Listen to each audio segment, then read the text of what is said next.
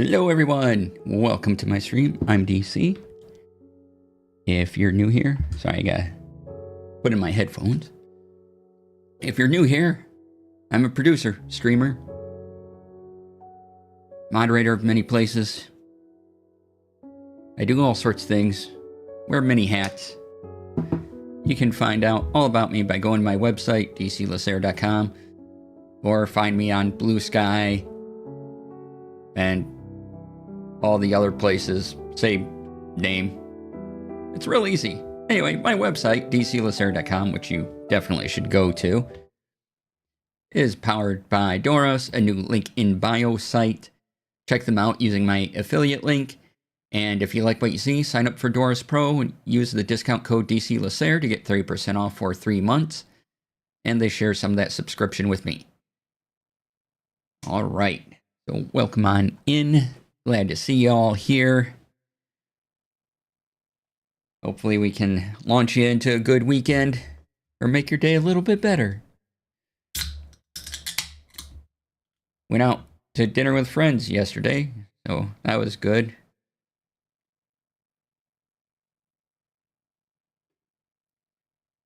Yeah, go to the comic book store later today, get my comics. That'll be fun. I think I have Exceptional X-Men to catch up on.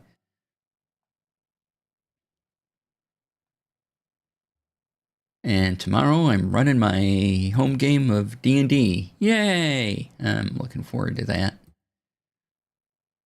I gotta plan that out too. All right. So today, as usually the case on Fridays, it's Tech Friday. Yay! And first up, we're going to look at the Zoom H6studio,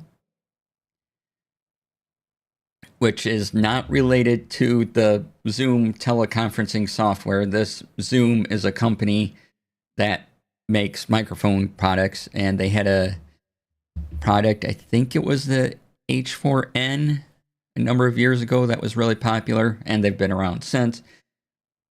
They're useful for audio recording and all that. You know, like take with you audio recording. They're very, very useful. I used the H4n on a project my friends and I did, and it was fantastic. So over the years since then, they have upgraded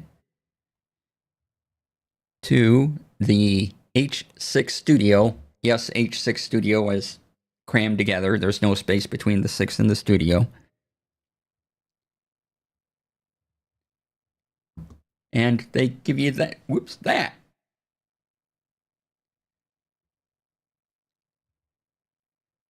Right there. This article is on No Film School.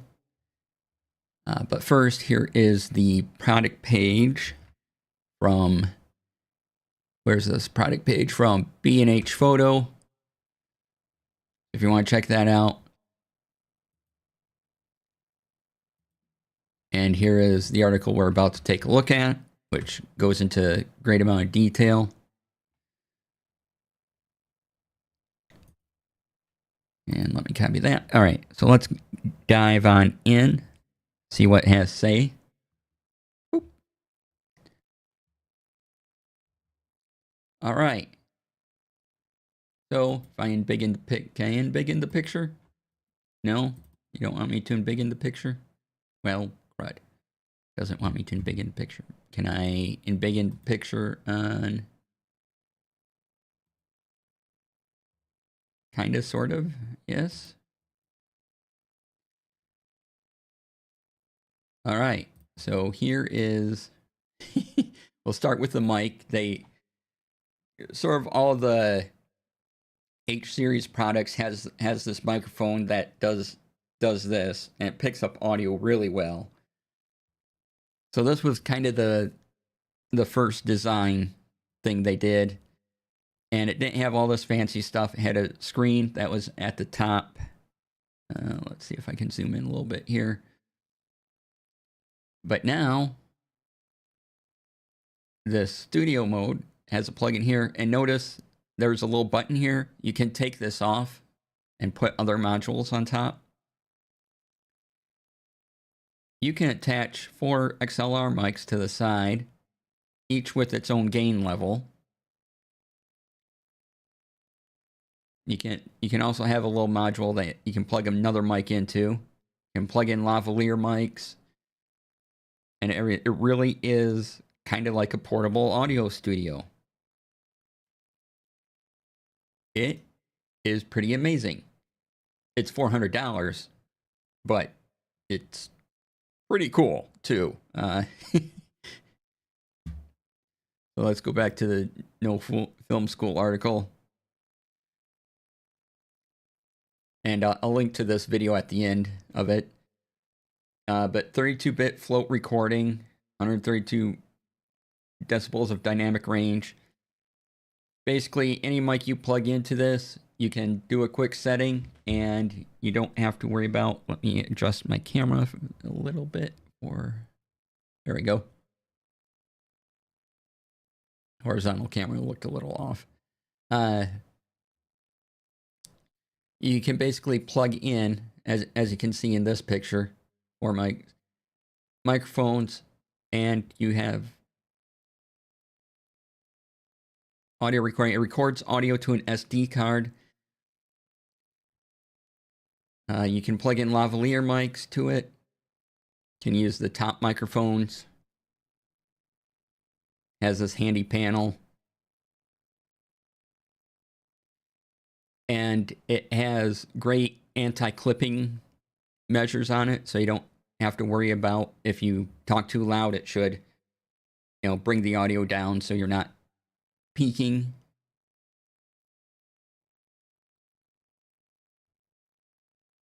Hopefully, here's a list of everything.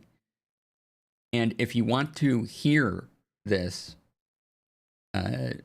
B&H Photo did this Zoom H6studio test right here, and it's really good. So I'd highly recommend, after this show, of course, go watching this video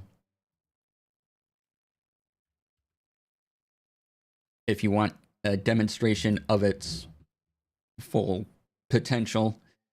Now remember, this guy is also a professional audio engineer, so he also knows what types of mics to use in different situations.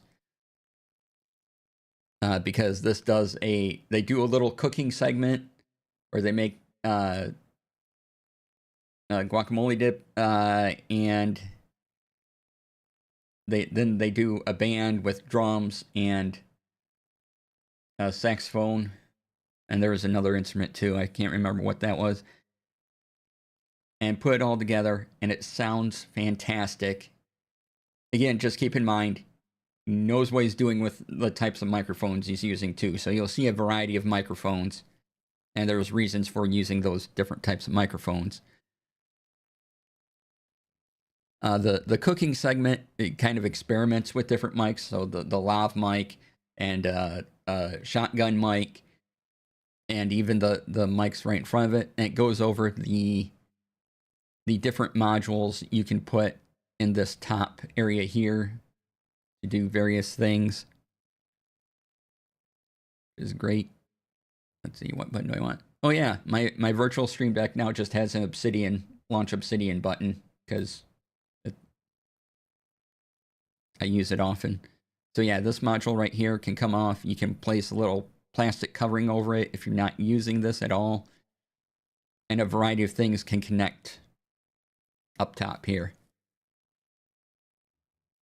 And like I said, it records to an internal SD card. There's even a little, or at least next year, there'll be a time code thing you can add to it. And these are great. Oh, welcome, Chris. Hello. Watching over on YouTube.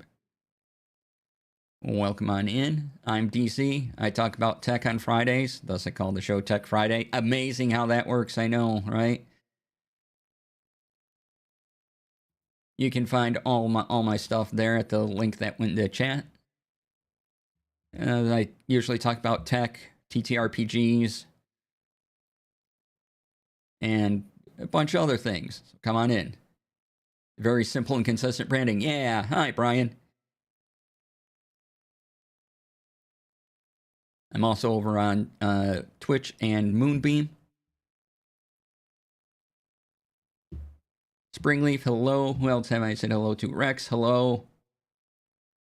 Here, Brian, Rex, Springleaf. Yeah, hi.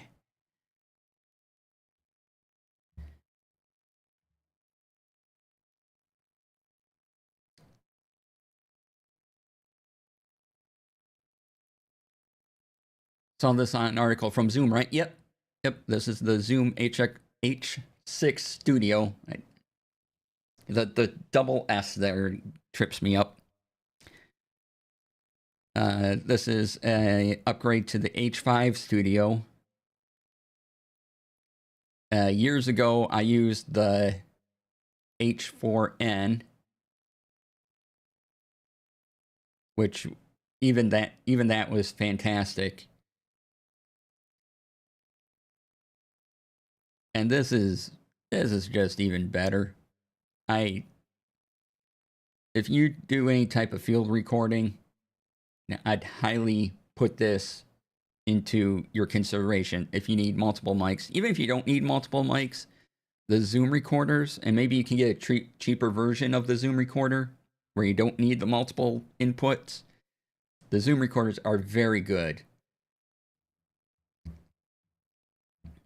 You'll see sometimes at conventions, some of the podcasters will carry a version of the Zoom recorder around with them.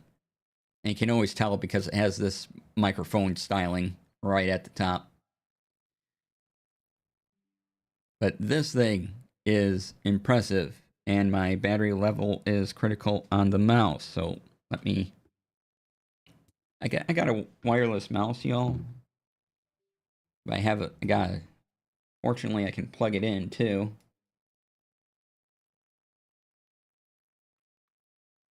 There we go. Mouse, are you there? You're not there. Oh no.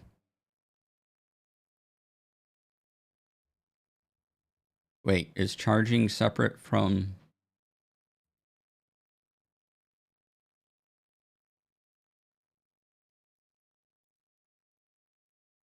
That seems weird. Mouse says no, right? Like, I should, once it's plugged in, I should also be able to move it, but it seems like it just goes in. All right, well, I'll just go with this until it goes. I am currently using the, let me look at the thing, G502X. I just started using it like last week, and so this first time it's actually said, hey, I need to charge.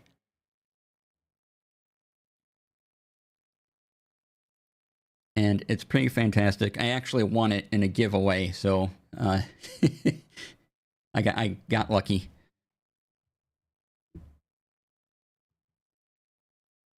All right, so that is the Zoom H6Studio 6 recorder.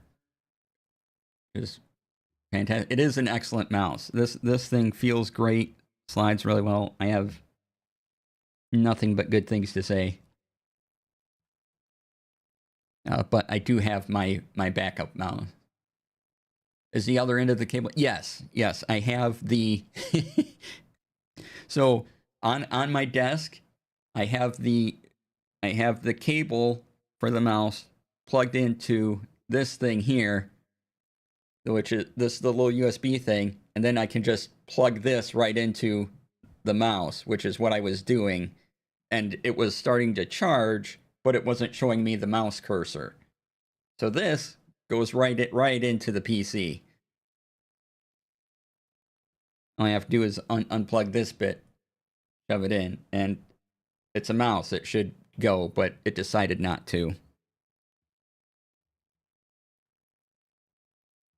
Oh, thank you. Yeah, yeah. Again, it was a giveaway, and I just lucked out.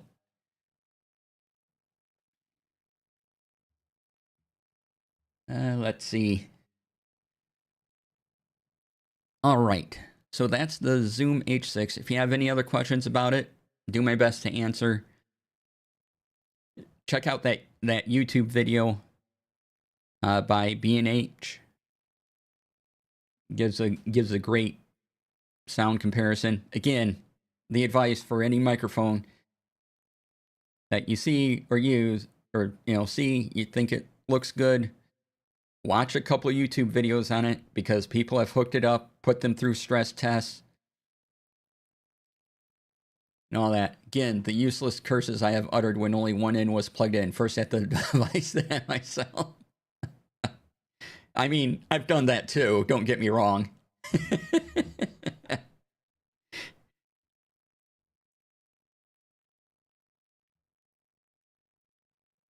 Do a giveaway on your channel today, right? I wish I could. I need the hookups. I do a ton of giveaways. If companies go, hey, you talk about tech, we like you. Here's stuff to give away. I'd do it in an instant. All right, moving along. What else did I want to mention? Oh, yes. So there was the Pixel 10 event where Google announced all the new Pixel things that are coming out.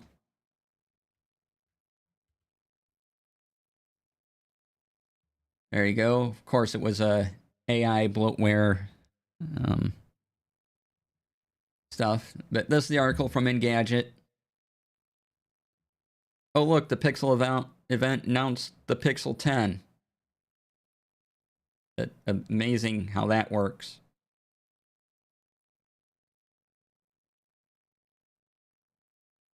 And there's, of course, a Pro and an XL, because we have to have Pro and XL at the end of phone names. This looks cool, though, because I like foldable phones. The Pixel 10 Pro Fold. Boop. There's a picture. Real nice. I do kind of like the book fold. I mean, my phone is the this way fold.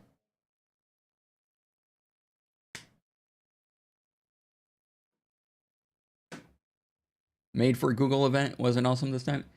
It was mainly just Pixel stuff. So if you like Pixel items, it's great. I do like some of them. I do like that they have this thing here called the Pixel Snap. It is the answer to its the MagSafe thing. Unfortunately, it's only for Pixel devices, but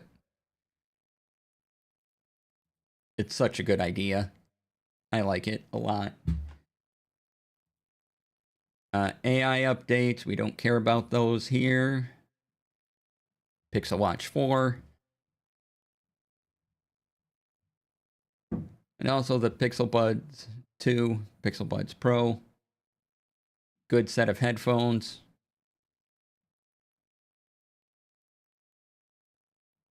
$130 for the 2A.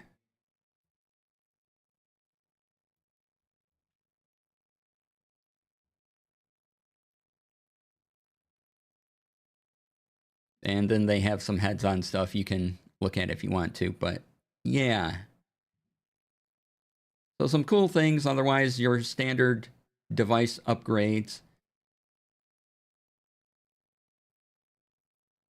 to everything. Again, the Pro Fold, I'm big on foldables right now, and this looks great. I also like Pixel Snap. Those are probably the two big highlights for me.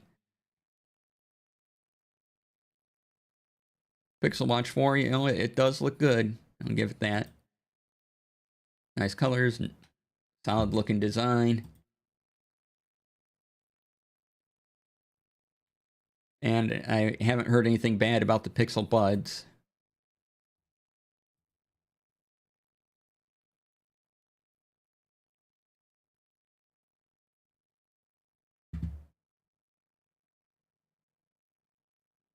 Yeah. And next up, go back here. Next up is something we're going to talk about next week with one Urban Bohemian. Have you ever used foldable phone? Yeah, sorry if it didn't come through. That's what I was showing earlier. My foldable phone. Motorola Razr something. I really like it a lot. Had it for a year or two now, I think. So next week, Urban Bohemian will be on this stream to talk about Streamerbot update.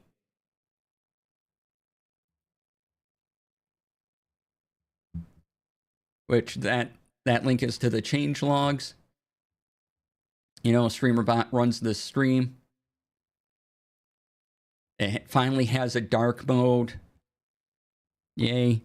So we're going to just run through some of this, and then next week when Brian's on, we'll actually be demoing all these features, because this just popped up yesterday for everyone to use, and that wasn't enough time to look at everything. It was either yesterday or Wednesday.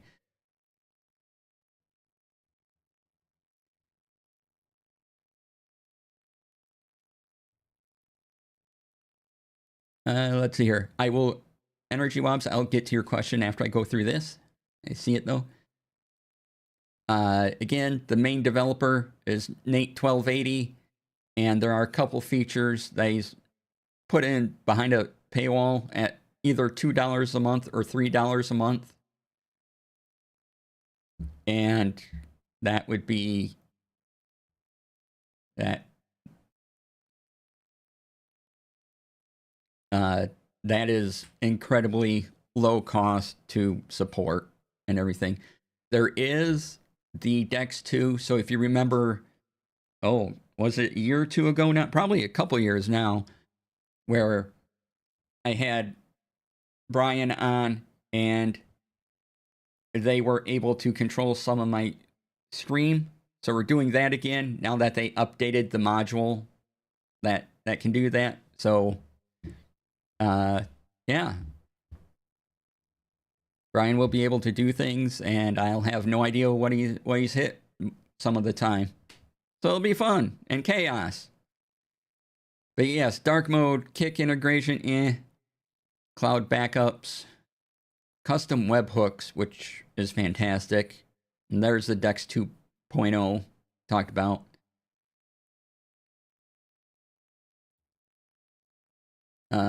Whipstick ghost up. Another thing. But other notable changes. We will definitely be talking about this next week. The updates to the logic if else sub action. Because that is Herb takes over stream. Exactly. But the logic if else is a cool change. Producer to the stars.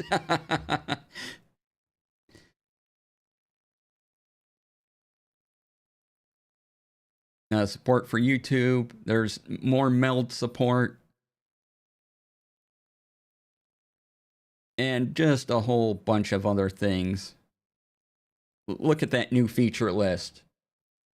And we'll be picking a few and going over them. And I know I'll be asking Brian a lot of questions about these. So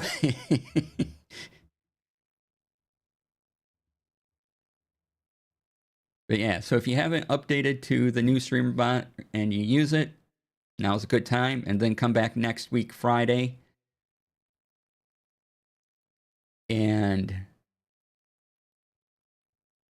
we'll go over as much as we can fit in the time available to us, and talk about the other Tech Friday things, but Streamerbot 1.0 will be the main focus of it. So come on by then. That'd be fantastic. Okay. So, oops, not that one. This one. All right, so foldable phone. Yes, I really like it a lot. What I like about the design that flips up is that this front screen here can show me notifications and emails and things, and I don't even have to unfold it. I can just deal with reading the messages on this screen. So that's pretty fantastic. Plus, you know, I set it up so I can control Spotify and my audio right on this front screen instead of having to fold it. You do have to kind of get used to the middle fold bit, but that is it. It's really not that big of a distraction. I barely notice it. It might be distracting to some people, but I think it's fantastic the way it is. Fits in my pocket easier, right? It's just folds that way. This season of Love Island USA featured that phone all season. It was great marketing because I'm tempted, right? Yeah, if you followed my foldable phone saga, I had talked about them before, and then Lady Luck 34 had one at the PAX Unplugged I went to a few years ago now, and I'm like, ooh, can I see? And she showed me what it did. I'm like, yeah, that's awesome. So I waited for this to get on sale, and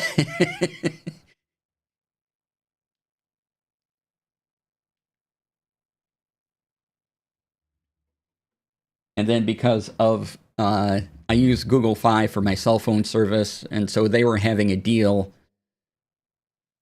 and I just got a good price for it. So because I waited for a good price for it.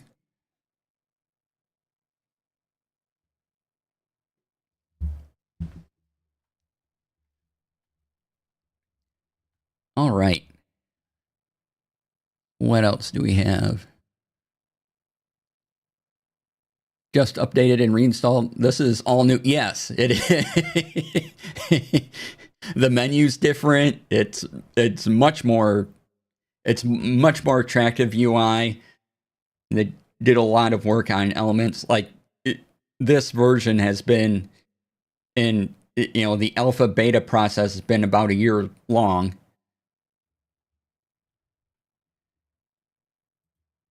And also, if you want a preview of what will be, so you don't do an iPhone. No, I have never been able to afford an iPhone. So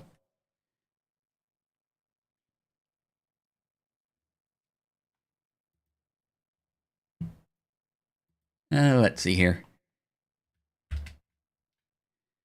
So here, a guy called Andy Lippy does a lot of YouTube videos covering it. And if you want kind of a preview of some of the things, there's his video on it. But again, come back here, and Brian and I are going to be in depth on Streamerbot 1.0. I believe this is also... Yeah, this is Streamerbot's 4-year anniversary. So, yay, Streamerbot.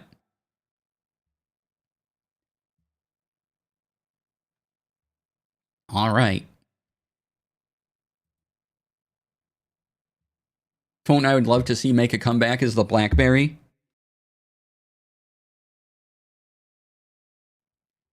Right? And like the keyboard experience. Could modernize that. Have that slip down. That'd be great. We'll have 1 week to mess up everything and fix it all.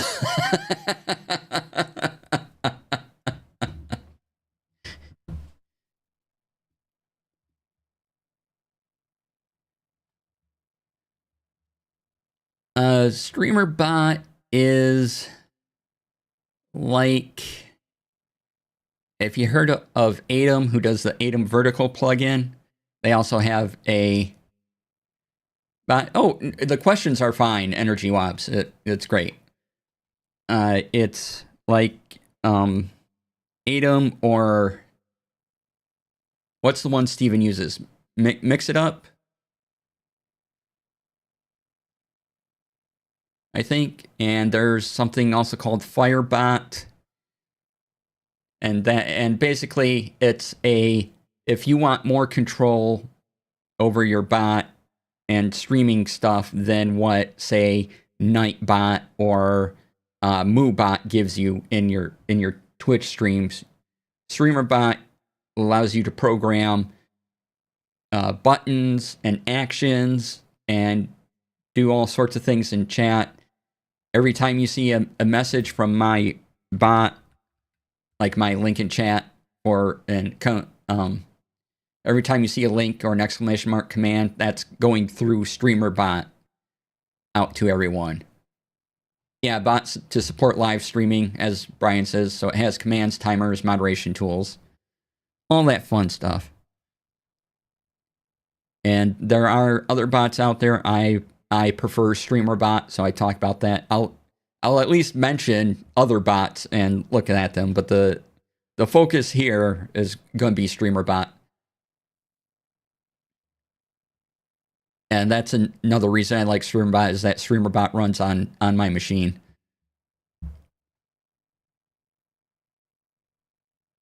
All right, speaking of Steven, he posted in his Discord recently in one of his tech channels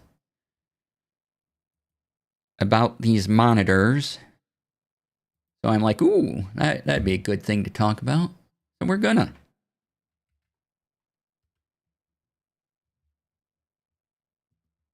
Right here. Oops, those ones.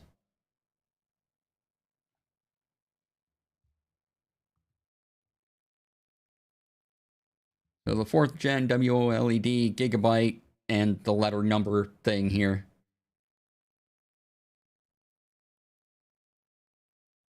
Yeah, no problem. This is... So Tech Friday is also sort of my office hours, so if you have questions about any of the tech, please ask, and I'll be happy to either point in a direction or sound smart about something, maybe.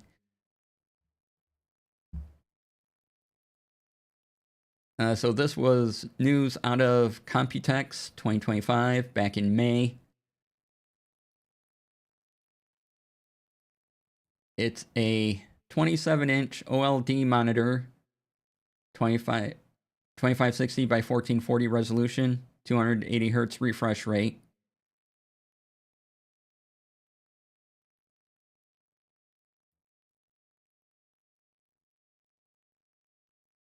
And you can go check out the article for all the tech information about it. Like, it explains what 4-stack panel structure means. Like, sure. Pixel layout, sub-pixel layout.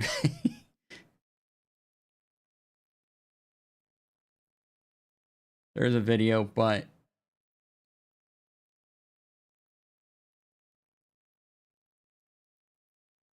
yeah, these seem pretty cool. I'd say they'd look pretty cool, but I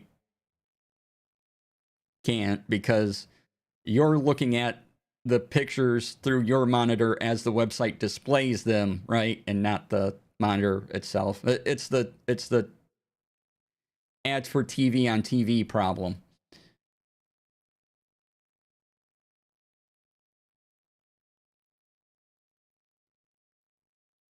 But the tech inside looks good. Looks like, if you're looking for monitors, these, from what I know of the specs that we see here, these seem to be pretty good.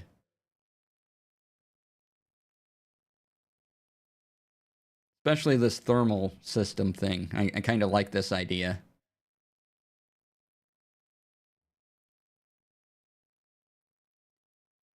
some gaming features, blah, blah, blah. The smaller low-profile stand is also of interest.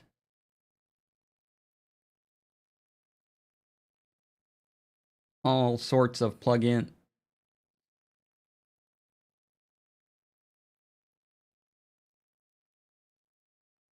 And I don't think we have price. Oh, yes, we do have pricing. So $4.99 USD. That was before the tariffs came in, so maybe more. Don't know. Likely mid-October for these, but yeah, as far as tech specs go, this all seems really, really solid, high-quality monitors.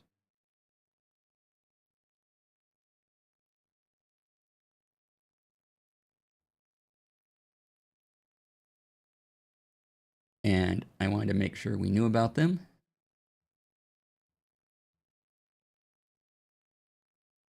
All right, let me check off things so I don't lose my place.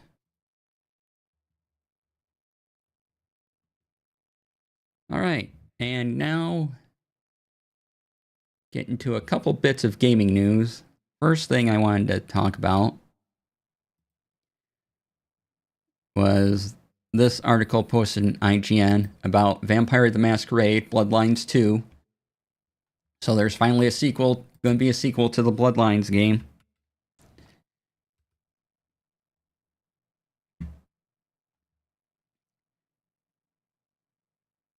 However, you'll have 4 clans to choose from at the beginning. Or if you pay an extra $21 for the DLC, the day 1 DLC, you can also get Toreador and La Sombra. And I don't know why you wouldn't put in a couple of the very popular clans into the base game. Now, this article states it was a business decision, which you're like, really? It wasn't because developers needed more time and this was better for them. It was all so you can make a little more money. So if you buy the standard edition,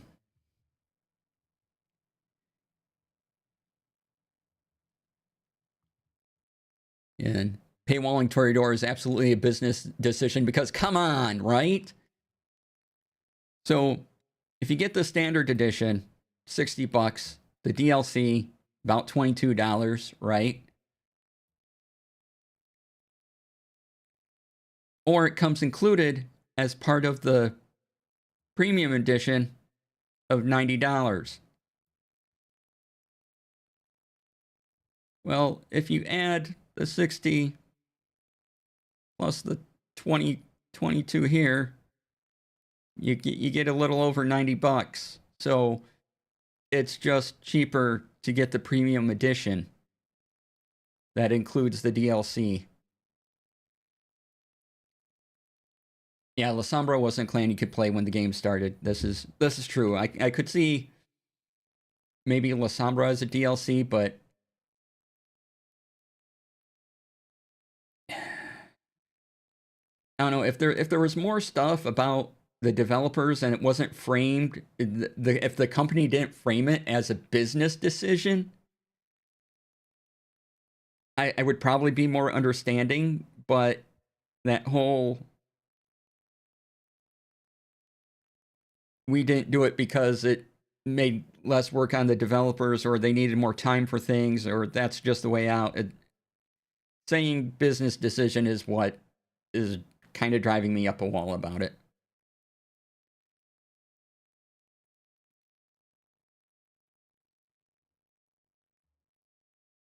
Vancouver by night, hello.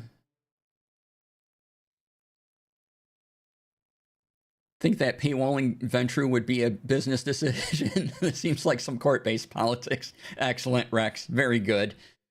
Curious as to what it means. $20 for 2 clans, sure, but does that mean everything from this point on is 2 clans for $20? Yeah.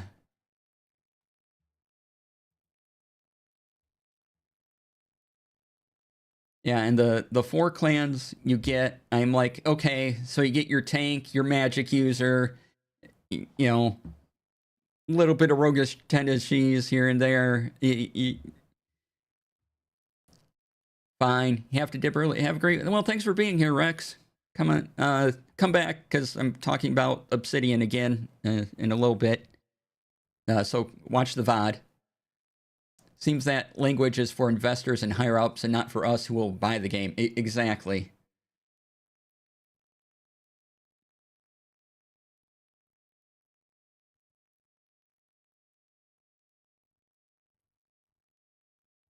So at the end, we're going to be paying $200 for the entire clan run, but no expandable DLC at like different areas you can go to, etc. Yep. As far as this article goes, it is just for the clans, but not extra areas. And if you add up the other clans that are missing, yeah.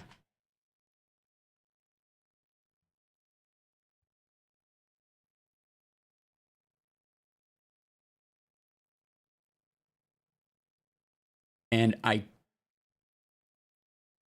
don't know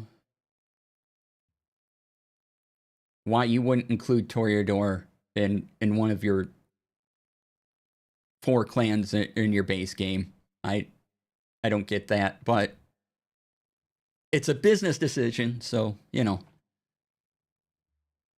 So DLC would maybe more plot, not more clan. Yeah. First look at this game, have put it down as a FPS game with skill tree. And DLC would usually be more plot, not more clans. Because why replay the game over again with new clans, right?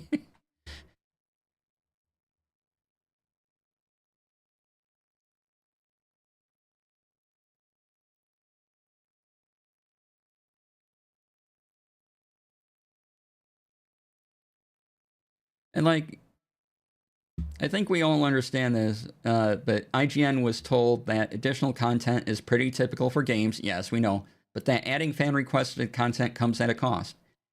Yes. However, the way you're going about this,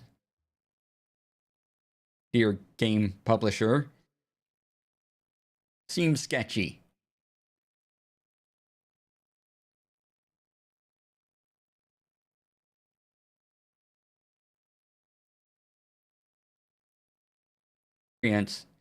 That we're not shelling out now hundreds of dollars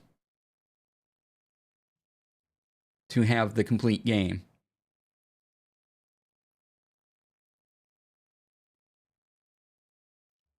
Instead of 20 at the start, I just add 10 to the base price, and there you go. Everyone gets Toreador, right?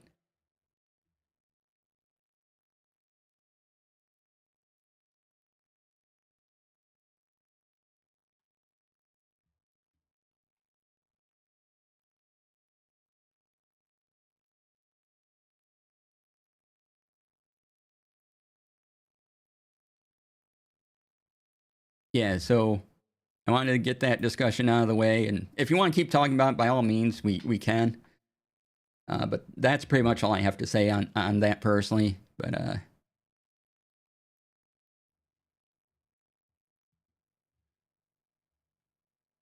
yeah, if you have other thoughts, by all means, now's the time to go off.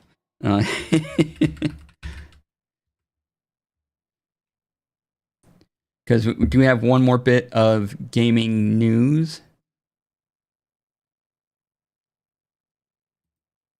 that came up? And this is good. Good gaming news. Shakes fist, right? Silk Song was announced. The follow-up to Hollow Knight. Yay! People and backers have been waiting this for. Let's hear. Continuing on with the Bloodlines discussion, people and backers have been waiting for this for a long time, so I'm waiting to hear what they say. Yep. Vancouver by Night, C-suite execs making decisions like this without regard to marketing or product knowledge or the people who will actually purchase the game. Yeah. Yeah, that's sure what it seems like.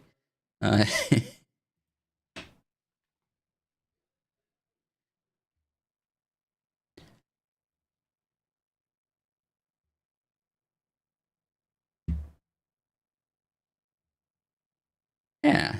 So again, we can keep talking about that, but or even history of gaming itself, right?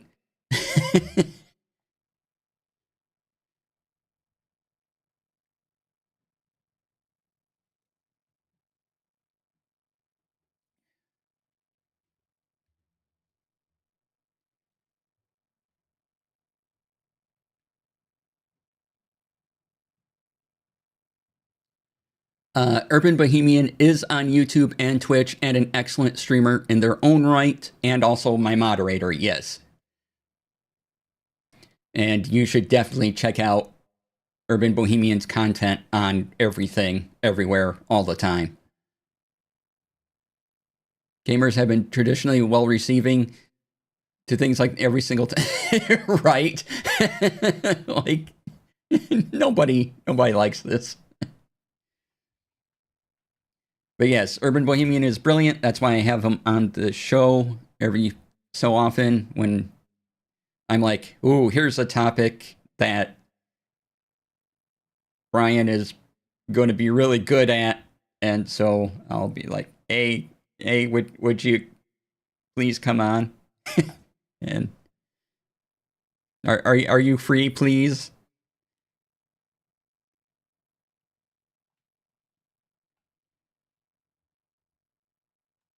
So yeah.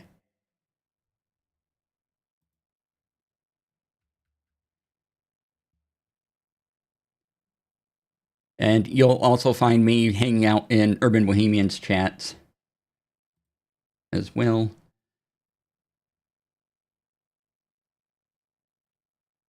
So yeah, Silksong, finally, after all these years. Now this is the good type of game development that's taken a long time, and we completely understand and are totally okay with. Because again, it looks so pretty.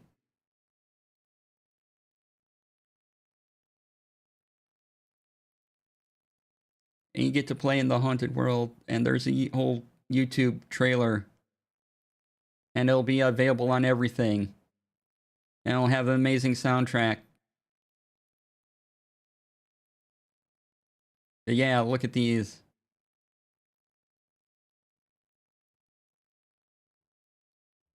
Haven't had a chance to play the first one yet. Looking forward to it. Yeah, I never completed the first one, but I did play through it somewhat. It's good. It's good. I really like the aesthetic. I also like Metroidvanias, and yeah. Oh look, they have okay. Game companies, do this thing. Do this thing here. Press kit. Press kit full of videos, facts, and images. Do this and make it an easily findable thing. People want to like your game. Help them spread the word. Give them press kits. Don't make them hard to find. Do this.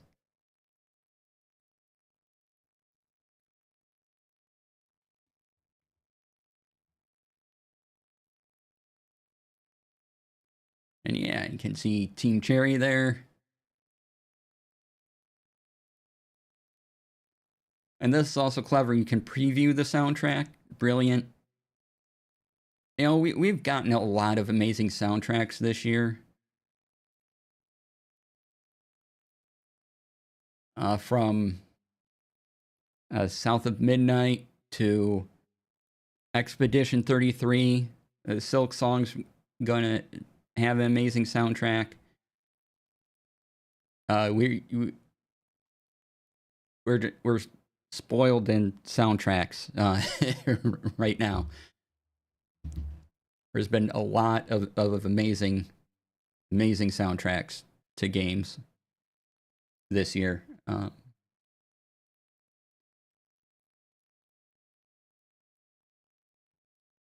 So yeah, the don't know when Hades 2 is officially coming out, but if you've been playing the beta like I have, the soundtrack for that is amazing.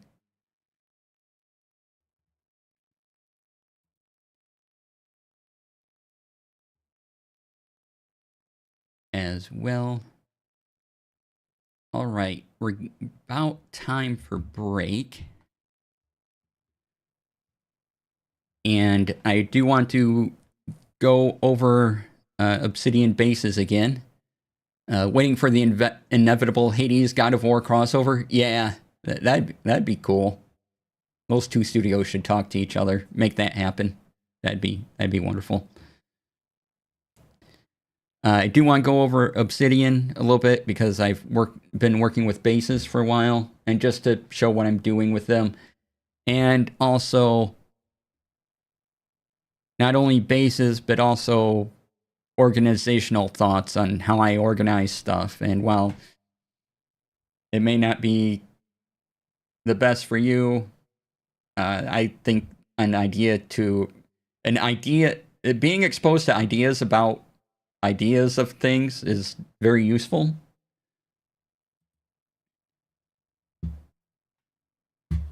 So we'll be going over that when we come back. And I was going to, yeah, I can show off I keep wanting to say Secret Garden, but it's called Screen Garden, that I'm now using for Tech Fridays, and Urban Bohemian will be the first person to actually, use it and tell me their experience about using it and how it interfaces with my Obsidian Vault and how useful it is, that type of thing, to keep track of a show.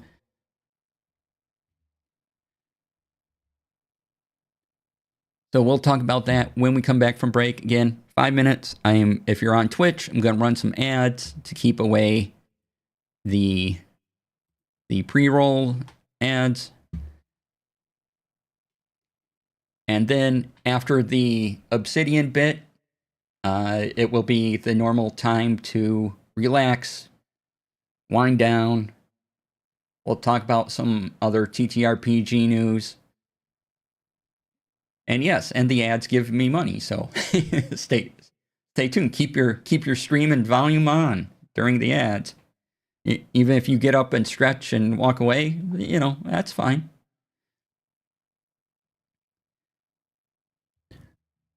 So, be right back in about 5 minutes. Enjoy the clips if you're watching on Twitch or YouTube. And I will see you soon. This is where all the great stuff gets baked that you love. I mean, I do enjoy getting baked. Dope pastries and everything you could love. All in your tummies. Yeah. All right. Now I'm gonna just let DC have this. I'm gonna let him have it. Yep. Mm-hmm.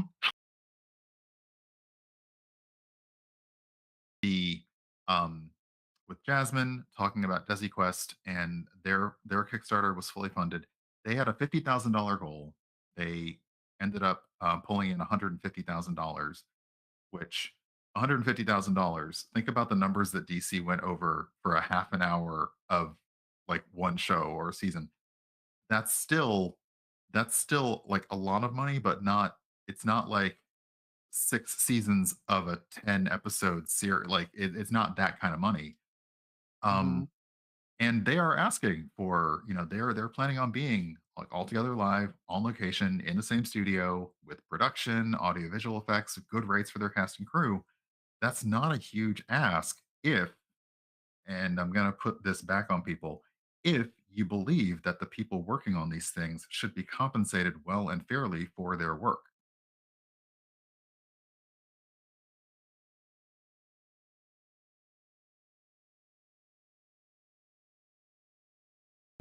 the number one thing for producing a show is timing, being on time, understanding when to hit a button, that type of thing. The other thing is knowing your workflow. If there's a number 2, it'd be knowing your workflow. So if it is easier for you to set up your volumes like I just showed you using the Stream Deck Plus and directly into OBS, Or if it's easier to use the Wavelength software, whatever you find better, do it. It's great that there's more options, and whatever you're comfortable working with.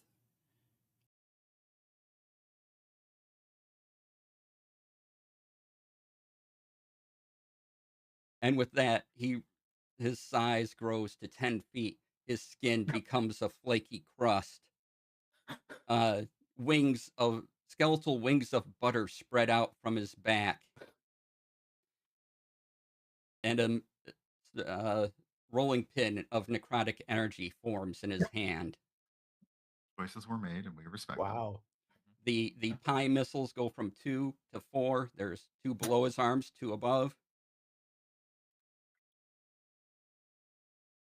Tyrion just turns to Punk and says, "I did warn you."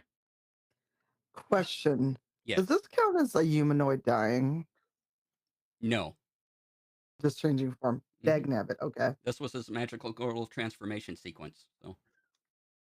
Oh.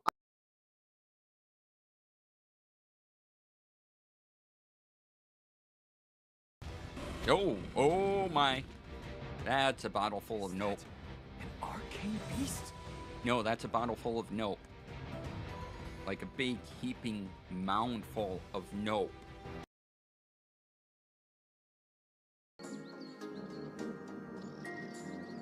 Give it the name X-Toll to be sent to Sleeper Island. Simply go to X-Toll and speak this one's name, which is X-Toll? Cool.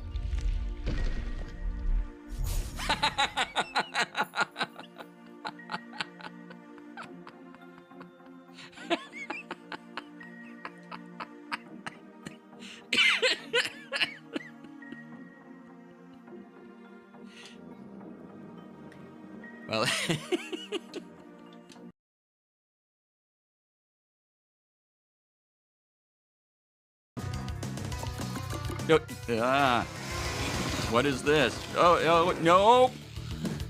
Nope. Nope. Nope. Nope. Nope. Nope. Nope. Nope. Nope. Nope. Nope. Nope. Nope. Nope. Nope. And I say again, nope.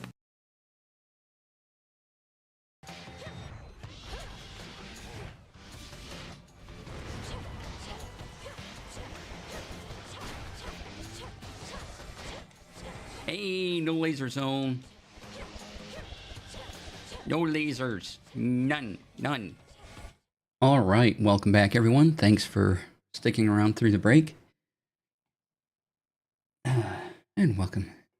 Glad to see you all again. Yeah, so Obsidian, what we're going to be talking about. And let me pull that up. Oop. This is my home game database.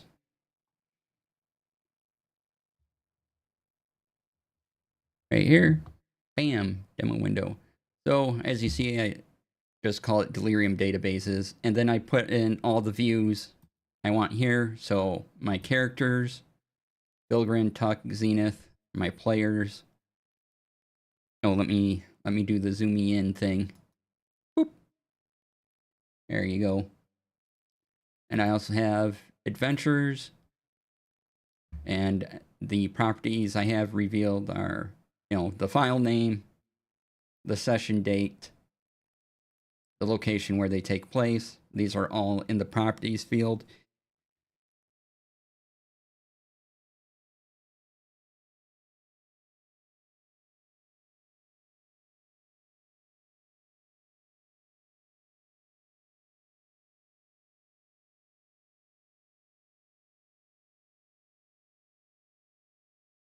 Okay. Sneezing. It's fun.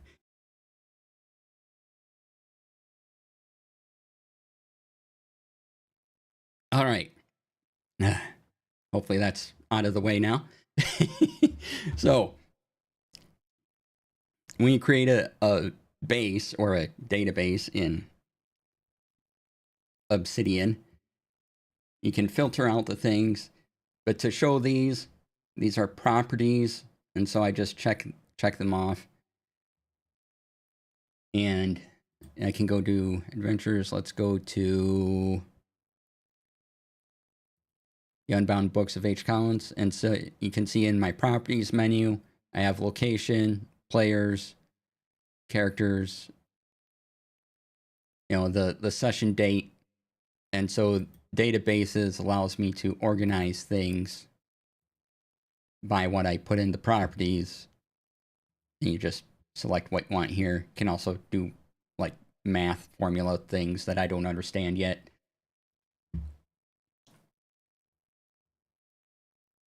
And I organize my sessions not by title. I'll make the note and I'll just throw it into the adventures folder. And as long as I have the session date and the properties or a location, something like that, I don't worry about where it is here. I just throw it in. I don't care that these aren't in order, whatever. As long as I have a date, I can organize them in a database, which is really what I want. And I don't want a lot of subfolders for each adventure, blah, blah, blah. It just goes into the adventure folder. And that's it. I want to use as few folders as possible. And organization comes through using the properties and doing that when I'm creating the note. And then it'll just appear however I want in the database view.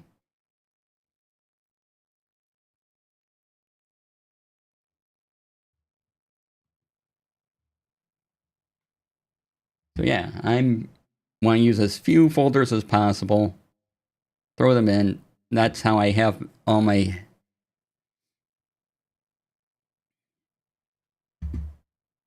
web clipping. Let me get to my personal vault a second. Where'd that go? Main vault.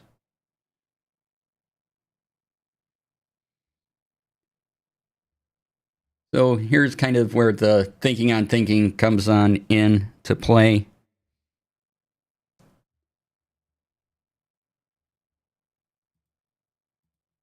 Let me get the thing open. So we'll open up this hex crawled clip.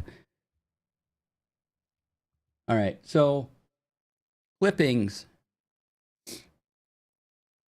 for my personal vault.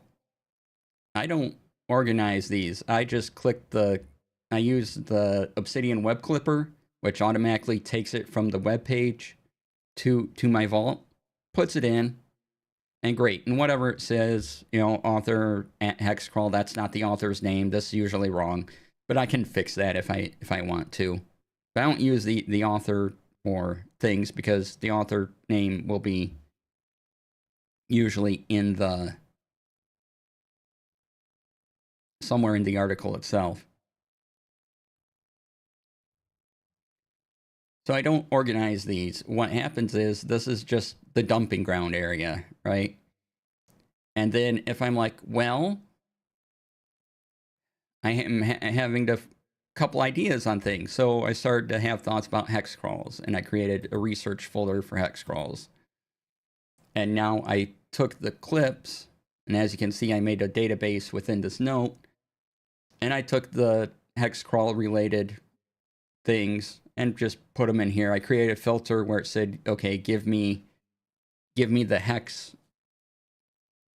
Anything that starts with hex, put it in this list. That's all it does. And so I wrote down my thoughts about hexes, my favorite hex tool ideas. And we're going to go back to Inkwell ideas hex thing in a moment. But I have related idea creating the battle map because I was also thinking about this. And so I created this. No, where is it? It is in blog. So I was thinking now of a blog post of creating a battle map and how I want to approach making battle maps. And so I did this, and then at the bottom, or no, not at the bottom. Where did I put that? Oh, right here, based on concepts in hexcrawl research. So I have a backlink to this. So now the ideas I'm keeping, I have backlinks to, so I know these are related. And these are the ideas I keep. Like one day I'm going to go through the clippings and just get rid of all of these because I don't need all of these. I've already taken the ones I'm transforming into notes or presentations or further research, put them into a different folder, and made it useful. Like the things I do something with advance from clippings to research to blogs to even a personal note where I have the thinking on thinking. Like here's, where I use folders in a limited way. I've started using Obsidian properties where I can include tags, and I can even put backlinks into properties, and that's where my organization comes in. But I don't worry about the organization of the thing itself. I just worry how it's collected. And Kitty is coming in, so we're gonna have a Kitty moment. Hannah, come here. Come on, you opened the door. Where'd you go, Hannah? Kitty. Hey, come on. Come on in. Come on. Come here. No one's going to pick you up, right? Ah, where are you going? Well, I can't pick you up over there. Aha. Got you. Aha. If you're new, this is my kitty, Hannah.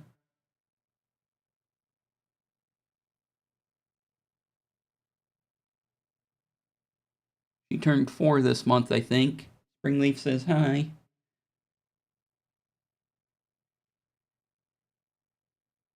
Hi, Hannah. Hi, kitty. She weighs about 8 pounds. The queen graced us with her presence, right?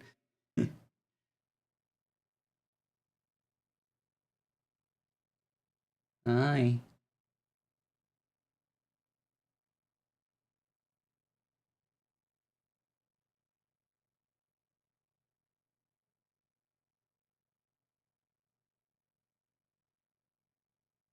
Oh, okay, okay. I'll put you down. There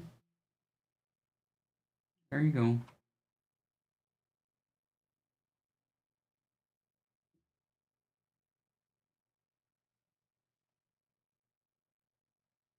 All right. Yeah? Oh, hi. He's doing the rub up against my leg thing.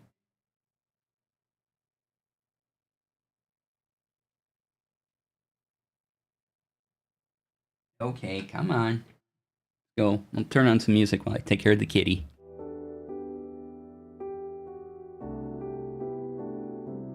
Hi. Come on.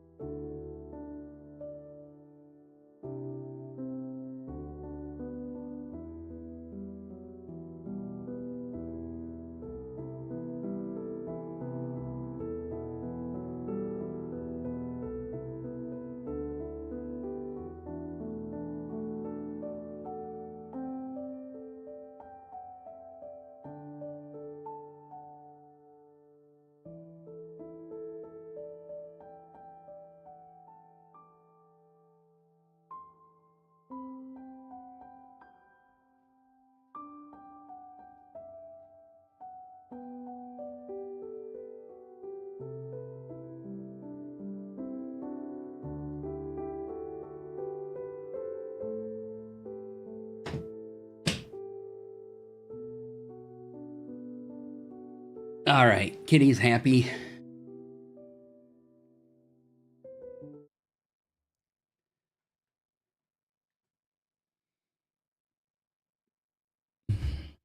So, where was I? Oh, yes. having thoughts on thoughts and things. So the big thing is for me now creating a database in Obsidian that arranges the information how I want to interact with it. And you'll find these ideas, like I said, like you can see here, the link to Spark. So I gave myself what it is: seeds, projects, areas, resource, knowledge. So this is all from me watching videos on Zettelkasten and this video on Spark that I saw. And again, I link it to something. And I like this quote: your brain doesn't think in folders, it thinks in connections. And so the backlinks give me those connections to my notes. And yeah, if you've ever looked at any personal knowledge management systems, PKMs, like Zettelkasten or Spark or Digital Garden or anything like that, you can see little bits of that in what I'm doing here. Just kind of, you know, there's bits of those methods where I'm like, that's an okay idea, but I think my conglomeration of thoughts works better this way. So, you know, we usually have a folder where I put everything, and then as the thoughts actually mean more to me, they move on into research, and then possibly into blogs, or possibly a personal note that might be a blog or something later. And these stick around. These won't, because if I keep all the clippings, like all the websites in here for the years, this would just be a huge list of unwieldy list. And so every so often, I'm just gonna get rid of all of these because I don't need them. They're just taking up space. They don't need to be in the brain space. Or, you know, it's something I used, and I used it in Tech Friday, and now I have my Tech Friday vault and those links separate, and so I don't need it here either.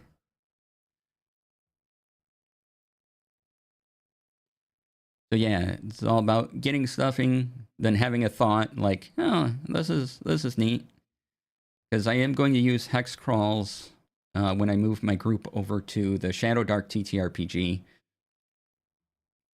I'm like, okay, how am I using hexes? And then this is a page right out of the Shadow Dark, one of the Shadow Dark's books about how they use hexes there. And tools like that. And we mentioned hex crawling, I think it was last week. I did want to... And I put a post up on Blue Sky about it as well. And I got a response from Inkwell Ideas on it. And so I did want to share what they had mentioned to me.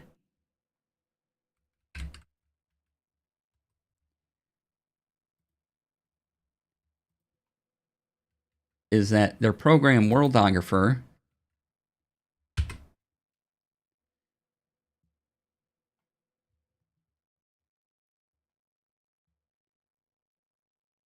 oh no, that's software and icon. Oh no, you can get here. Their program Worldographer does have a free tier, and it does 90% of everything the full version does. So if you want to check it out, you can. Because there's a free tier. So let's see.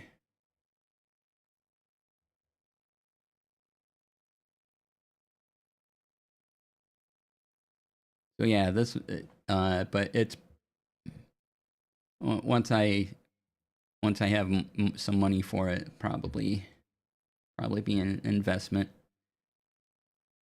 But yeah, so just wanted you to be aware when I talked about them. I didn't mention they had a free tier. I didn't know about it, but apparently they have one. And it will do 90% of what the full version does. So I wanted to make sure I was accurate on that.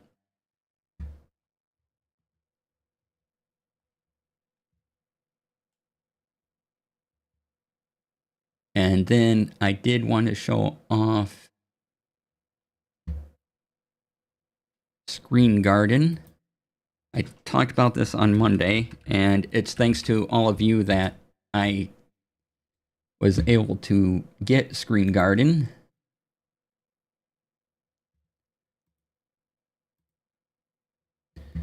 I'm just setting it up so you can see it alongside the Notion Vault.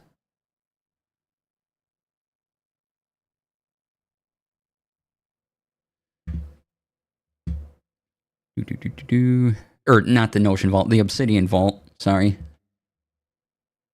Listen to me, Notion.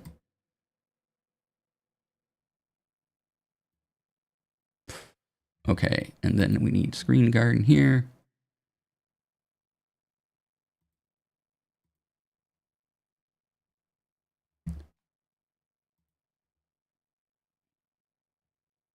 So, all right. On the left is Screen Garden, which you all helped me out with.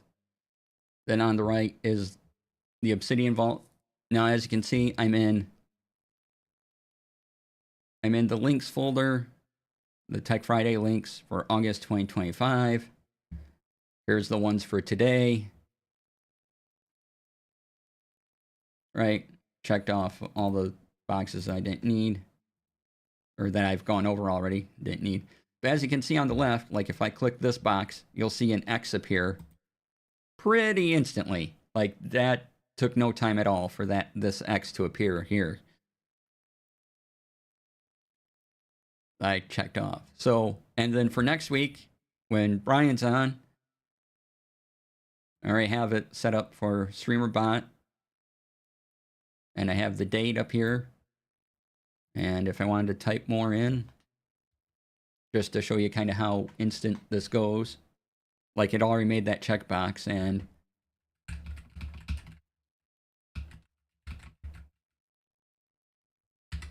then I can, it's the same speed, you know, going the other way.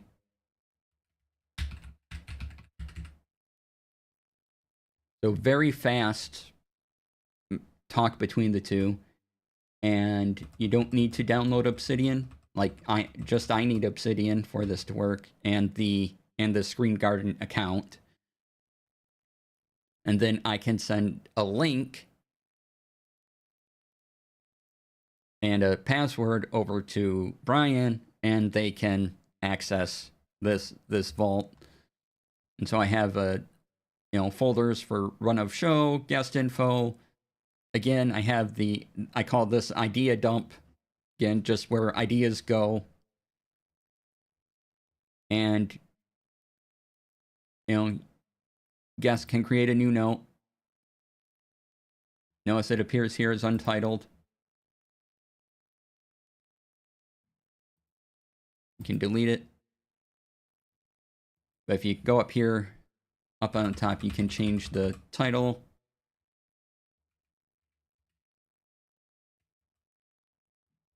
If I can spell right, important. And then once I click off of it, comes up here. Then I can type in whatever I want.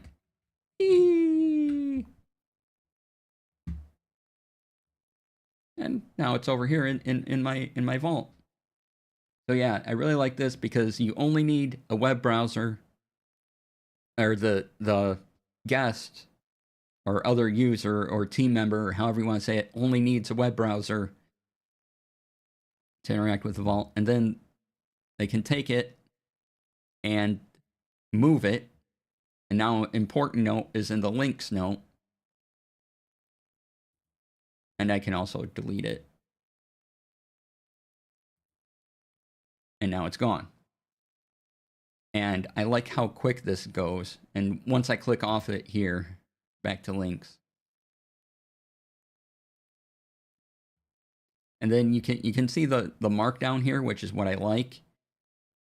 So for the, to make the heading look good in my Obsidian Vault, it's 2 number signs, hashtags, whatever you want, space, and then the name, and then you get this heading here, heading 2.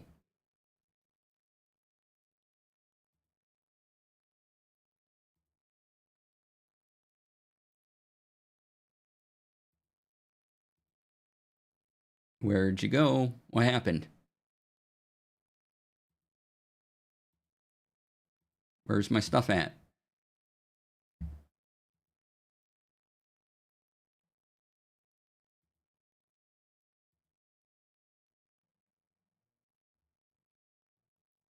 Something weird just happened. Okay, let me try this over here a second. Did I accidentally hit some sort of button that...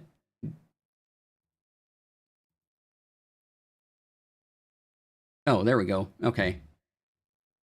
I think it was just the browser I was using decided that, because it's working fine in Chrome. When I show you stuff, it's usually, for the past few months, it's been in the Zen browser.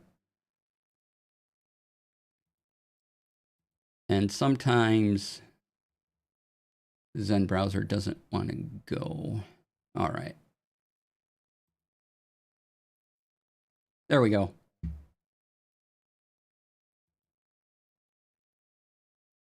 So yeah, so for this is Markdown, the two number signs, hashtags, whatever you want to call them.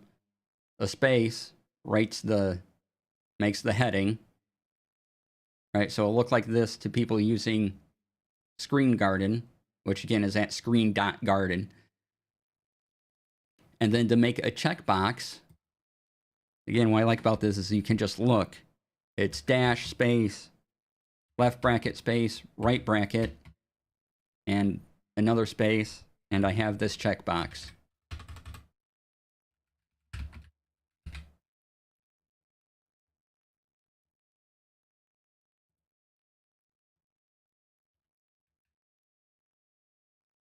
And it doesn't, the check bit doesn't necessarily work, but if you put an X there, at least I know we've talked about it.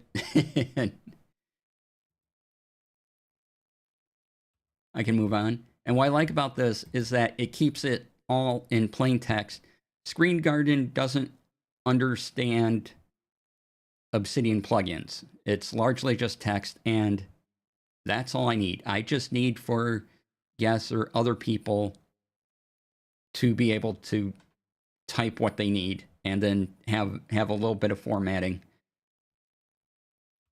And that's it. I don't need anything else to happen. So, and because databases are new, I can only see this database in Obsidian. I can't see, it doesn't work here. Cannot preview file type with this. The basis implementation doesn't work, but I need it for me in Obsidian. So you have to deal with seeing it here. But yeah, this works really well. Thank you all again for allowing this to happen. I'm very happy with this. This makes everything so efficient, you know, and then my guest doesn't need a Notion account. They don't need I don't have to sync a vault with them, and they don't have to figure out how to use GitHub, or, you know, they don't have to have OneDrive or iCloud or something like that if they don't use either of those services. Just need a website and how to access that particular website. That's all they need. Prax, hello. How you doing? Welcome on in.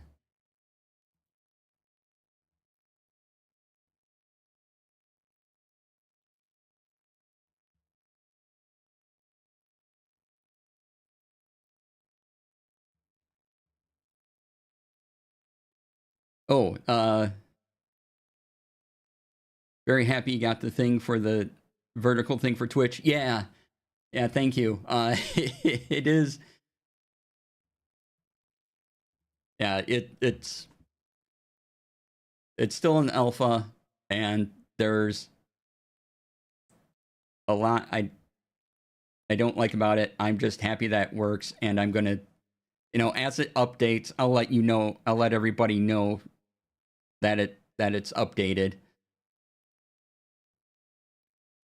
But right now, there's a couple of things I would really like to see implemented. So maybe in the next alpha version, they'll do that. The big thing I think most people is asking for is taking away the chat that's covering up most of the screen.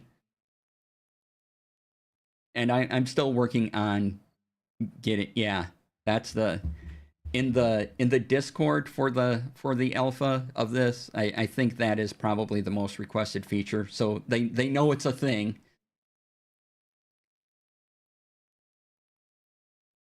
And they'll get on it. I think right now they were just happy that it worked, that they could get a video signal. But yeah, I also like testing this stuff and being like, hey, let's go through this and tell me about the experience and how does it sound? How does it look? And then I can tell them, hey, everything looks good, but here's the big annoyance. And because it's technology related, I'm like, ooh, I get to try a thing, and I'm all excited and happy.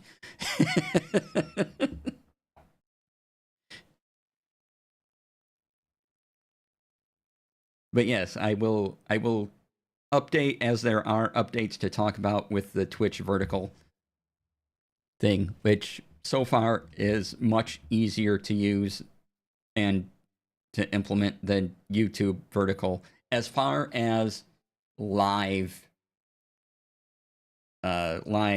streams go, because setting up a live stream for YouTube vertical is a pain in the butt. Twitch, as long as I have the Atom vertical plugin, now for it to work, I had to download a special version of the Atom vertical, and my account needed to be approved for Twitch vertical, and the account approval and the Atom thing needed to shake hands, and that's why that happens for me currently, and anyone else in the vertical beta right now. So yeah, I'm still working on my vertical scenes because I think there's where the hitches are going to come in, needing multiple specific plugins for each platform. Yeah.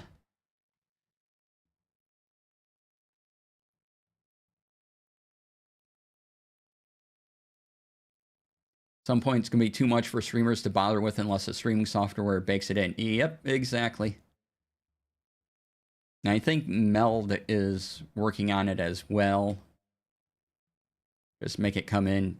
Like I said, the live YouTube vertical is just such a pain in the butt to schedule and put together.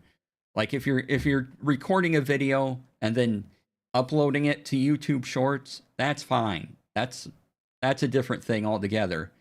But if you're trying to do a live stream, the way YouTube has it set up is just a headache to do. I did it a couple times. I'm like, you know what? This isn't worth it. It really isn't. So I just do the regular full videos on the YouTube for my live streams until they make it easier to do, which right now it's a lot easier to do with Twitch.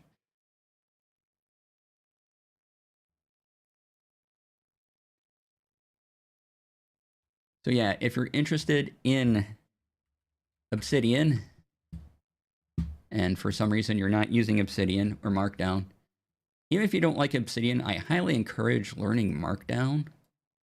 I think Markdown is great. But Obsidian's free for commercial use and personal use. And then the big thanks to the community for allowing me to get Screen Garden. And that tool is at that link there.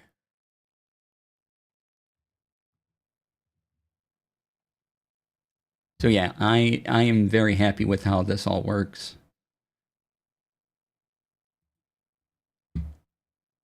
All right, let's get into the relax mode. And if you have anything you want to talk about, floor is yours. Otherwise, we're just looking at things that might interest me that I didn't get a chance to talk about, and then some TTRPG stuff. So let's turn on some music.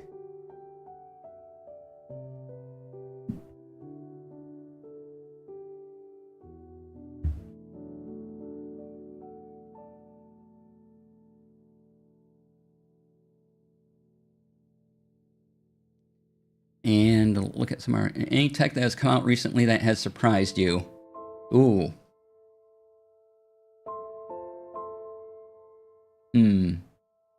I know I've talked about mini PCs before, and there's mini PCs continue to be interesting to me. I know I don't talk about them because, you know, here's a little box, here's a different little box, right? But the advances in the technology in those is neat. I think I'm gonna have to go back and look real quick at some of my past notes on things.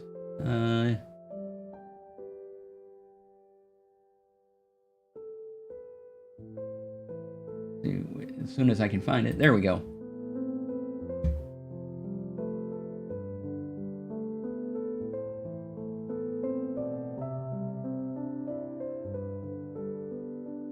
A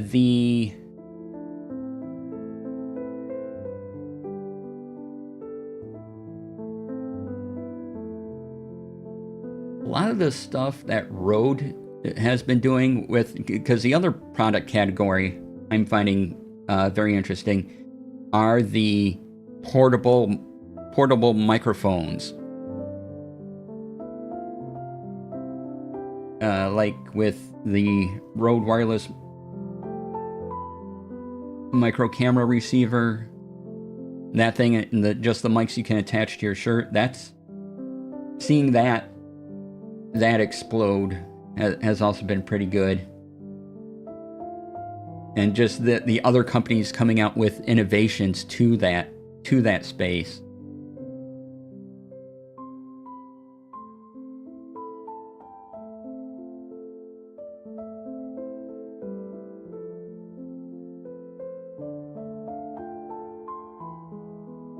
Let's see.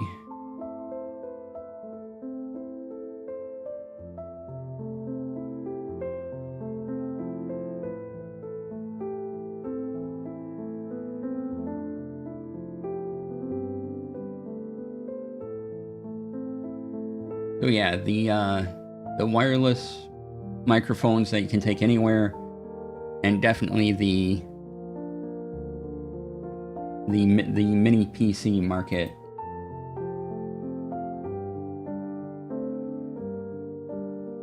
Are where I'm finding a lot of the fun happening.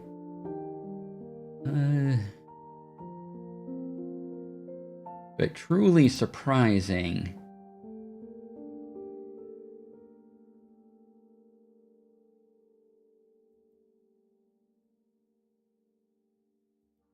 I think now that I have it, just how well the virtual Stream Deck works. Because I'm like, this is amazing. I click, I get things to happen.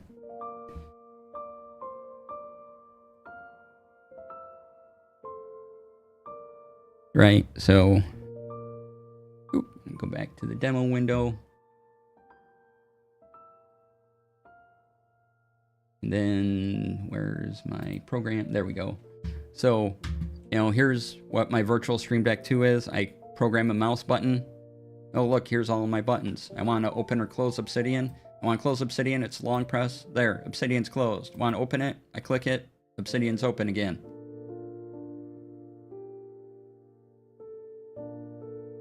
I have my Spotify and all that.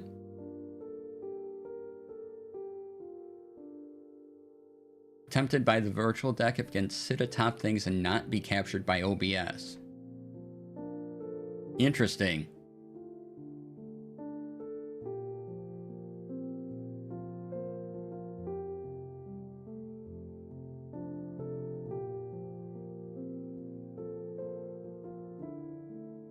Does he have auto hide? Like, I can call up this menu because of the way I have it set. Because I have the interface dynamic. You know, I can just not click on the monitor.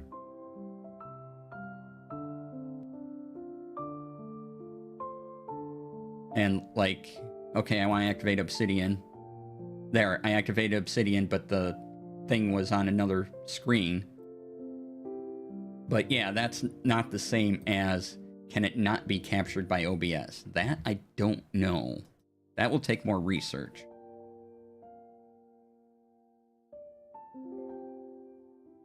Because mine is related to a mouse click, and then if you have don't capture mouse on,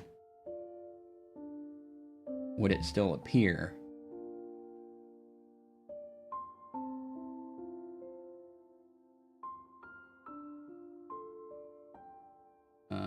Let's see. Like if I take capture cursor off, you can't see my cursor, but now if I want the Stream Deck to come on, oh, yep, so capture.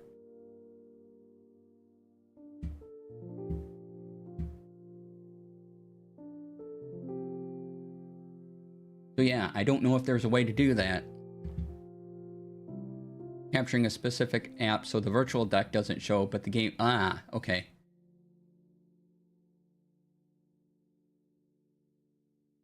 Yes, I'm capturing the entire display. That is correct. Yeah.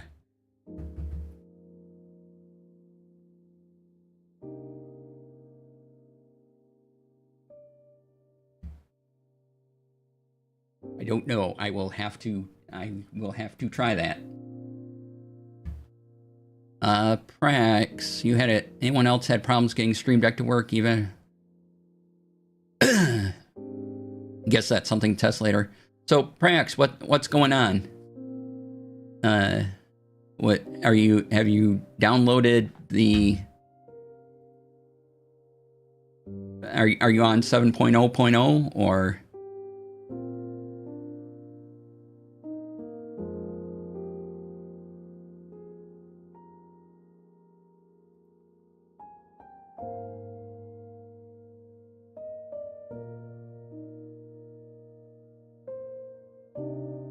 let's see. All right. So, I think so. The most recent update for Stream Deck meant that you had to go and re-download the widget so it would work with Streamlabs. So it update and use the scenes that were already created, and then still does. Okay.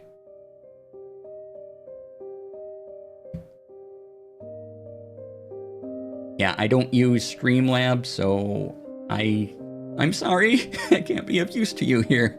But I'm not having any problems with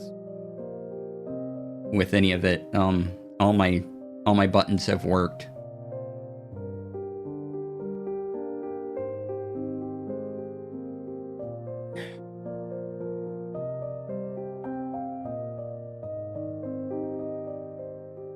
So I'm not sure what to do, but if you do find out, or you have a link to, it's a Streamlabs issue, not the Stream Deck issue, that could be too. Update people.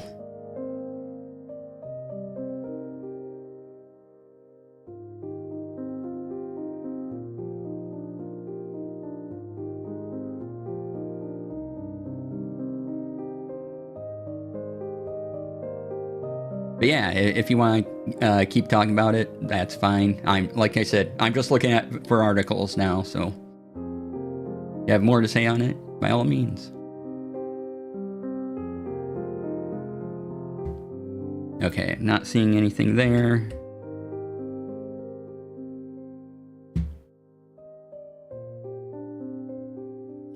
Let's see, we've already talked about Silk Song, we talked about the Pixel event.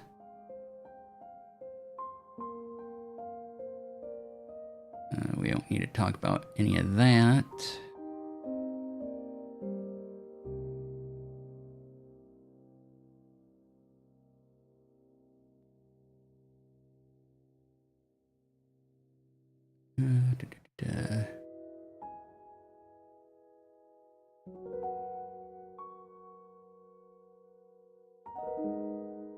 Alright, nothing there. Let's see what we can find in PTRPG stuff.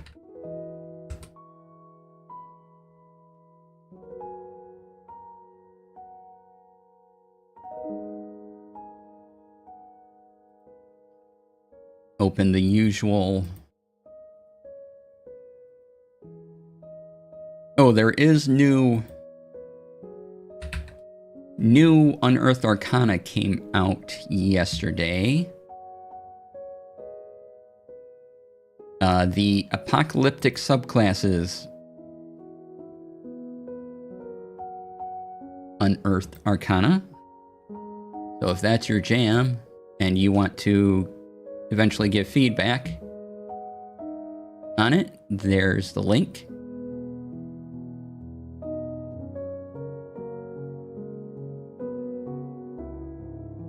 So the subclasses, the apocalyptic subclasses, Circle of Preservation, Gladiator, Defiled Sorcery, and Sorcerer King Patron. And again, Unearthed Arcana, I'll just read the opening paragraph. This playtest document is part of a series of Unearthed Arcana articles that present material designed for upcoming products. Material here uses the rules in the 2024 Player's Handbook. So yeah. If you want to see a playtest, and then the survey opens August 28th for that.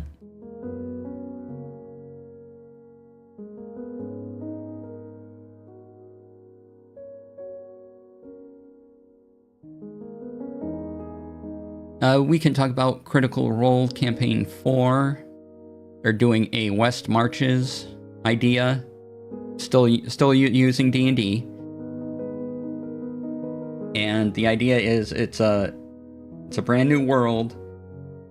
And since it's West Marches, there'll be 3 different groups at 3 different points in the world. And there'll be like a rotating table, and all these stories will take place in the same world. So that should be interesting to see how that's done in a live stream setting. Or rather in a streamed setting, I guess. They pre-record, so.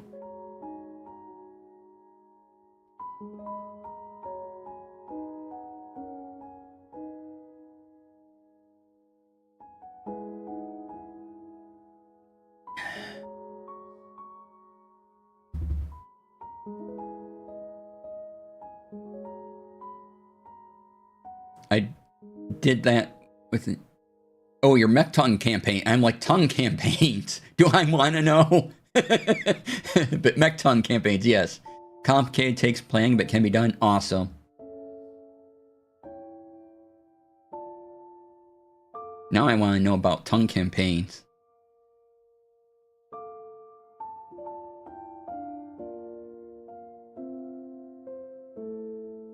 I will say another point for those of us who use text-to-speech while we're working. Vertical layout doesn't pause the audio card. Ah.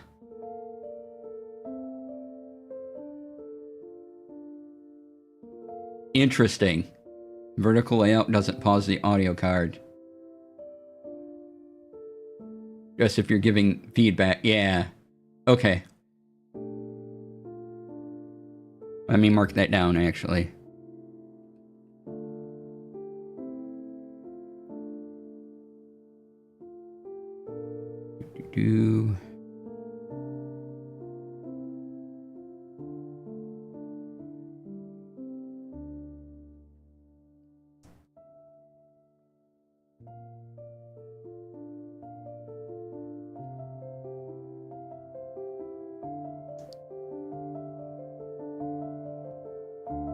Usually on mobile, if you use text-to-speech, the streamer's audio stops. It doesn't do that for vertical. Ah.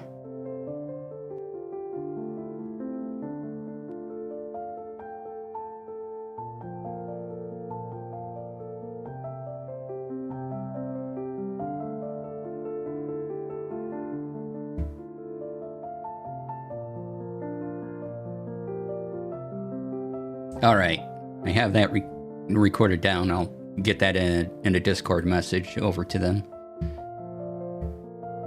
Thank you.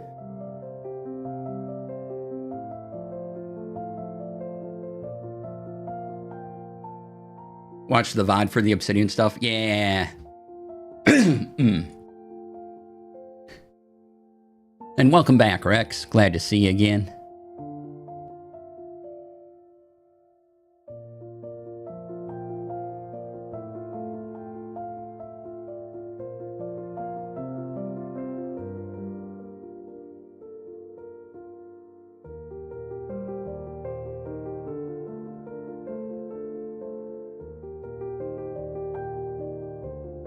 Let's see, that we talked about last week.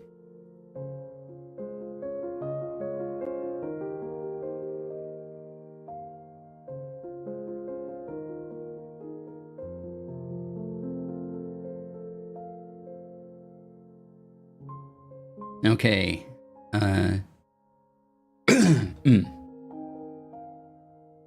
Here's an article on Rascal, which I don't usually quote, but since Dr. Emily is in it, I'm going to put that. We can't let the market decide what we remember and forget. So, Emily and Evan Torner on why gaming histories matter. So definitely check that out.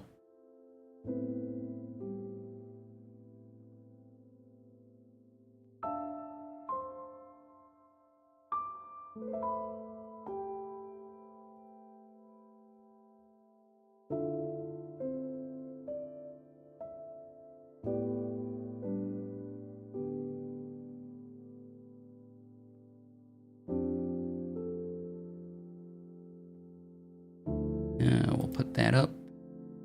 See what else we have.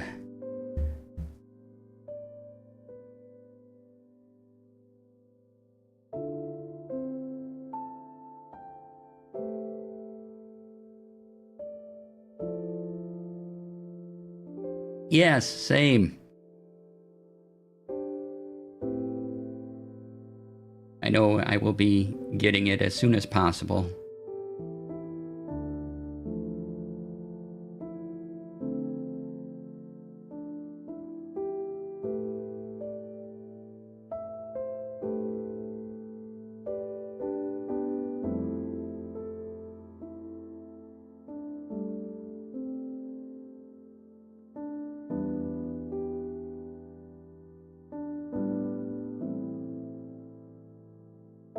And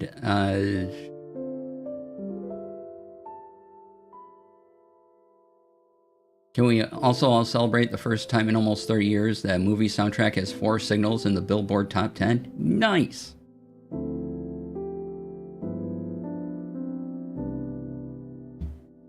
I am not up to date on this.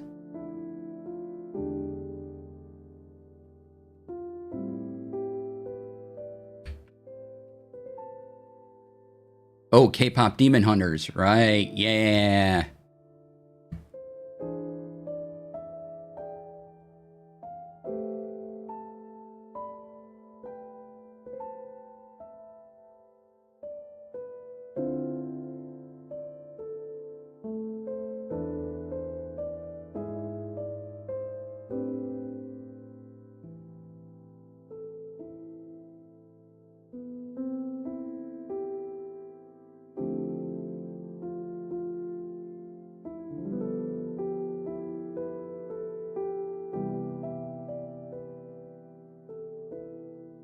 Okay, there will be an... because why not? There will be an officially licensed Dungeons & Dragons gaming table by Game Theory Tables. So, if that's something you're interested in. Game Theory does have good-looking tables, I will say that. They were at Gen Con this year. I mean, gaming tables are expensive, but they look cool.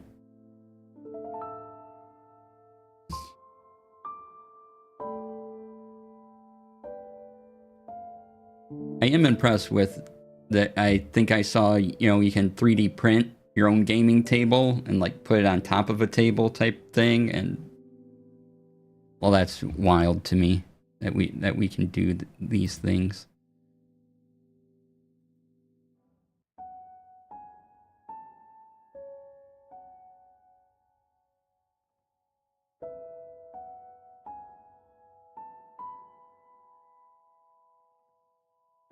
Oh, if you are a Shadow Dark backer of their campaign, The Western Reaches, you should have an email about the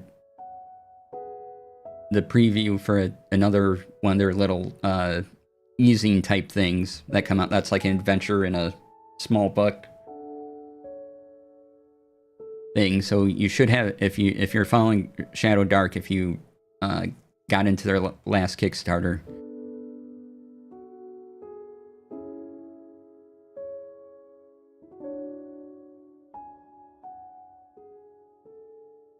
There was an update this week and some new material to take a look at.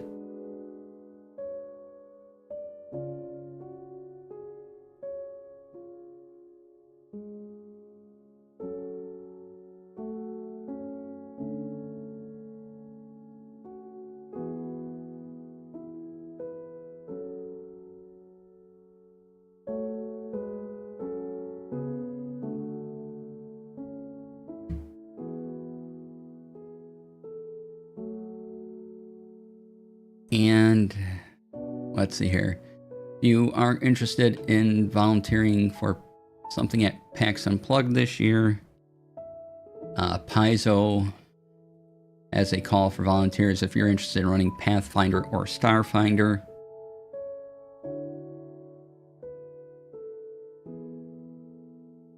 There's all the info there.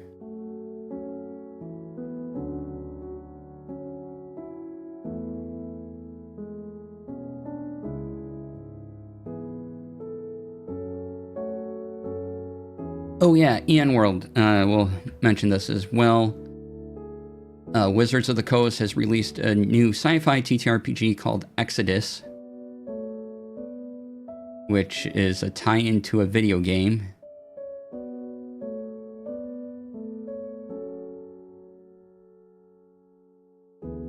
And here's you can find all the info in this article on Ian World.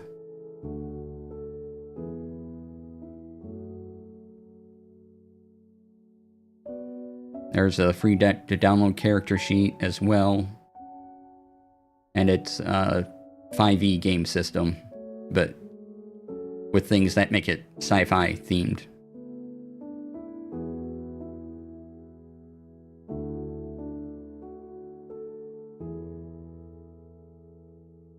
So if you're interested in that, there you go.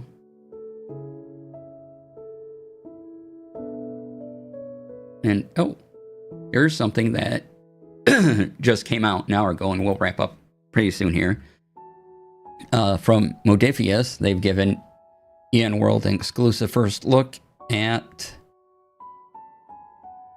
for the Fallout role-playing game. This is called the Royal Flush Quest book, and so it is basically Fallout New Vegas stuff in TTRPG. Let me go to bed. Yeah, I'm wrapping up. So yeah, if you're interested in checking that out, enjoyed being here for an hour plus. Yeah, thanks for coming on in. Appreciate you. This happens every Friday, starting at noon Pacific, 3 p.m. Eastern. And if you have Blue Sky, follow me on there. And I'll post if I'm not going to be live.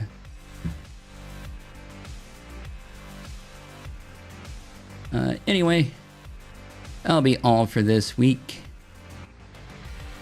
Again, next week, Urban Bohemian will join me, and we will talk about Streamerbot 1.0 update and all the new features in there. We went over the changelog today because I'm giving us a week to figure out the new things about it. We'll see if that's enough time or if we just mess up everything and cause our streams to crash. So, it'll be fun chaos for all of you. And thank you all for being here. Really enjoyed having you here. Please come back Monday. I'll be back with more Clair Obscure Expedition 33. We are into Act 3. We got some side quests to do before we hit the final area, the final area, or what I think is the final area. And let's see, we can bring a raid on over to somebody. So let's refresh the page, see who is on. Do we have any of our friends on? We're gonna go raid Panda. We haven't raided Awkwardish Panda. She's mini painting, of course. Awkwardish Panda is a fantastic mini painter. So if you're watching on YouTube or Moonbeam, it's twitch.tv/awkwardishpanda. That's where we're sending everybody over to. And let me put that into chat. Did I spell that right? Yes. So, once again, thank you all for being here. Really appreciate it. Have a great weekend, everybody. When we come back on Monday, I'll also tell you about how my home game went, because I'm running that tomorrow. And what else? Yeah, have a great weekend. Be kind to yourself, be kind to others, and I'll see you on Monday. Bye. Stay tuned for the raid.